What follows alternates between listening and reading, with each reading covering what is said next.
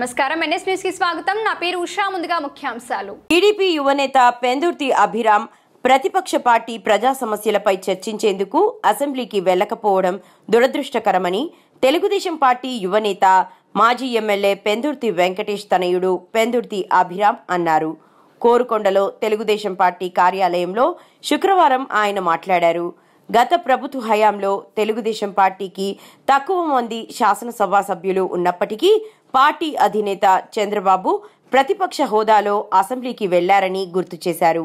అయితే బాబు కుటుంబంపై వ్యక్తిగత దూషణ చేయడంతో అసెంబ్లీలో శపథం చేసి చంద్రబాబు బయటకు వచ్చారని, తిరిగి ముఖ్యమంత్రిగా అసెంబ్లీలో అడుగుపెట్టారని వెల్లడించారు. రాజానగరం నియోజకవర్గంలో జనసేన ఎమ్మెల్యే పరిపాలన బాగుందన్నారు. బొడ్డు వెంకటరమణ చౌదరికి రూడా చైర్మన్ పదవి ఇవ్వడం సంతోషమన్నారు. ఆయన మంచి సర్వీస్ చేస్తారన్న ఆశాభావం వ్యక్తం చేశారు. నియోజకవర్గంలో తెలుగుదేశం పార్టీ తరపున తాను సేవలందిస్తానని తెలియజేశారు. ఇప్పుడు రాష్ట్ర ప్రభుత్వం ఇన్ని రోజులు జరిగిన అసెంబ్లీ సమావేశాలకి ప్రతిపక్ష పార్టీ అసెంబ్లీకి రాకపోవడం చాలా దురదృష్టకరంగా భావిస్తున్నాను. గెలిచిన 11 మంది ఎమ్మెల్యేల్లో జగన్మోహన్ రెడ్డి గారు ఉండి కూడా ఆయన ప్రతిపక్ష పార్టీలో ఉండి రాకపోవడం చాలా దురదృష్టకరం.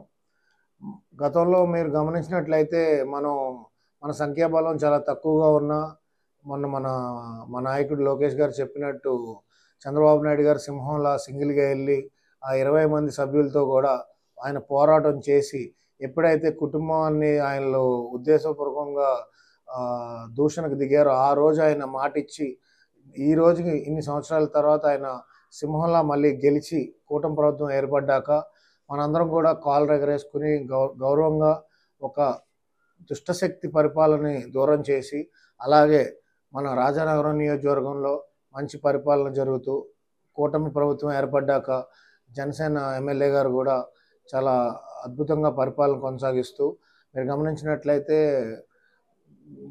రీసెంట్గా మా నోటీస్కి రావడం జరిగింది. ఎవరు ఏమైనా తన మన అనే భేదం లేదు అని ఎమ్మెల్యే గారు సందేశం చూడడం జరిగింది.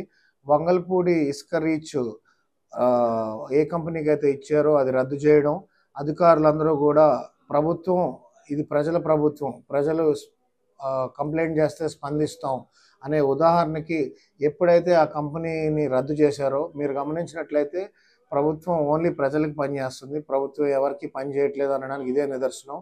ఎన్ని ఒత్తిళ్లకు గురి చేసినా అక్కడ వంగల్పూడి ఇసుక ర్యాంపులో గతంలో దోచేసిన వారు 2014 to 2019 పెందుర్తి వెంకటేష్ గారితోనే ఒక వ్యక్తి నడుచుకోవడం జరిగింది. ఆ 5 సంవత్సరాల్లో కూడా పొరపాట్లు జరిగాయి అనడం వాస్తవానికి చిత్తనార మండలంలో జరిగిందని తెలుసు అందరికీ. ఆ 14 to 19 అయిపోయాక 19 to 24 కూడా ఆయన పార్టీ మారడం జరిగింది. పార్టీ మారాక ఆయన వైసీపీ ప్రభుత్వానికి అండదండగా నిలిచి చాలామంది వ్యక్తులు తెలుగుదేశం పార్టీలో ఉన్న వాళ్ళని వైసీపీకి తీసుకువెళ్ళి జరగడం జరిగింది. కానీ మన దురదృష్టవశాత్తు ఆ వ్యక్తిని మరలా తెలుగుదేశం పార్టీలోకి ఆహ్వానించుకుని ఆయన కనుసగుల్లో ఈ ఇసుక ర్యాంపులు జరుగుతాయని వినడం జరిగింది. సో వాస్తవం గ్రహించి అధికారులందరూ కూడా ఇసుక ర్యాంప్ రద్దు చేయడం చాలా ఆనందంగా, అధికారులందరికీ కూడా మనస్ఫూర్తిగా ధన్యవాదాలు తెలియజేసుకోవడం జరుగుతుంది.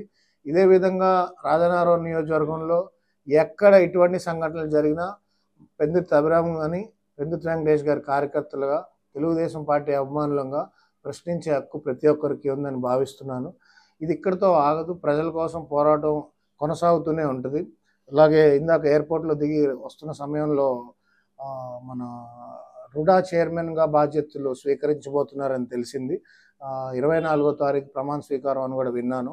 మీరు రుడా అన్నది గత ప్రభుత్వంలో ఏర్పడ్డాక నేను ఇంతకుముందు రుడా గురించి వినడం జరిగింది. మన ఇన్ఛార్జిగా వ్యవహరిస్తున్న బొడ్డు వెంకటరమణ గారికి ఆ పదవి మొన్న సెకండ్ లిస్ట్లో రావడం జరిగింది.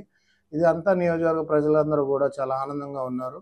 గత ప్రభుత్వంలో మన వైసీపీ ప్రభుత్వంలో రుడా ఒక మహిళా నాయకురాలు చేశారు. రుడా బహుశా కార్పొరేటర్ గారు చేశారు, మాడపాటి షర్మిలారెడ్డి గారు. ఇప్పుడు బొడ్డు వెంకటరామ చౌదరి గారికి ఇచ్చారు. సో ఖచ్చితంగా వెంకటరామ చౌదరి గారు మంచి న్యాయం చేకూరుస్తారు అనిపిస్తుంది ఆ పదవికి. ప్లస్ గత ప్రభుత్వంలో జరిగిన అవినీతులన్నీ కూడా ఆయన దృష్టికి వస్తే ఖచ్చితంగా ఆయనకున్న డెడికేషన్కి ఆయన బాగా చేస్తారు అనిపిస్తుంది. ప్లస్ నియోజకవర్గంలో తెలుగుదేశం పార్టీని బలోపేతం చేయడానికి నా వంతు నా కృషి చేస్తాను. ప్లస్ లోకేష్ గారిని కలవడం జరిగింది, నియోజకవర్గం గురించి చర్చించడం జరిగింది. మా ఇన్ఛార్జికి ఆ పదవి రావడం పట్ల ఆయనకు కూడా నేను కూడా కృతజ్ఞతలు తెలియజేయడం జరిగింది. భవిష్యత్తులో రాజనగరం నియోజకవర్గం ఏర్పడ్డాక మొట్టమొదటి శాసనసభ్యుడిగా ఎన్నికైన పెందుర్తి వెంకటేష్ గారు ఈరోజు ముఖ్యమంత్రి గారికి ఎలా కష్టపడుతున్నారో మీరు గమనిస్తే చూసే ఉంటారు. ఆయన అన్ని ప్రోగ్రాంలు చాలా సక్సెస్ఫుల్గా జరుగుతున్నాయి. అదేవిధంగా నేను కూడా అదృష్టంగా భావిస్తున్నాను. నా వంతు మా కార్యకర్తలకి ఏ ఆపద వచ్చినా నిలబడతాను. అది ఎనీ టైం నా ఫోన్ నెంబర్ ప్రతి కార్యకర్త దగ్గర ఉంటుంది. అదేవిధంగా జనసేన పార్టీతో మనం అందరం చాలా సమన్వయంగా వెళ్ళాలని మనస్ఫూర్తిగా కోరుకుంటూ, పవన్ కళ్యాణ్ గారు మన సీఎం గారిని ఎలా పొగుడుతున్నారో మా కార్యకర్తలందరూ కూడా ఎమ్మెల్యే గారిని అదే విధంగా చాలా స్పోర్టివ్గా తీసుకుని ఆయన చేసిన ఇవన్నీ కూడా నిన్న ముఖ్యమంత్రి గారిని, ఈరోజు లోకేష్ గారిని కలిసి ఆయన కేవలం మన నియోజకవర్గం సమస్యలపైన దృష్టి పెట్టడం నాకు చాలా ఆనందంగా ఉంది. అదేవిధంగా ఇప్పుడు రుడా చైర్మన్ మన నియోజకవర్గం కాబట్టి అందరికీ కూడా అందుబాటులో ఉంటారు.